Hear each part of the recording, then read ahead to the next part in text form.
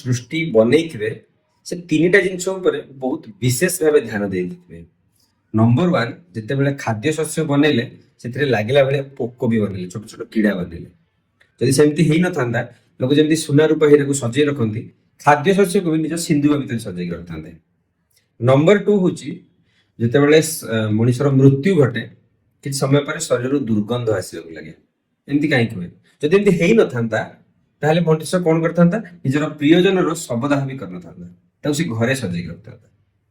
Number three ହଉଛି, ଶରୀର ଦେଇଛନ୍ତି ତ ଏଥିରେ କଷ୍ଟ ବି ଅଛି, ପୀଡା ବି ଅଛି, ଆଉ ତାକୁ ସହିଲା ଭଳିଆ ମଣିଷ ଭିତରେ ଶକ୍ତି ବି ଦେଇଛନ୍ତି, ଆଉ ଖୁସି ବି ଦେଇଛନ୍ତି। ଆଉ ସେ ଖୁସିକୁ ପାଇବା ପାଇଁ ମଣିଷ ସବୁ ଦୁଃଖ କଷ୍ଟକୁ ବି ଭୁଲିଯାଏ, ନୁହେଁ କି?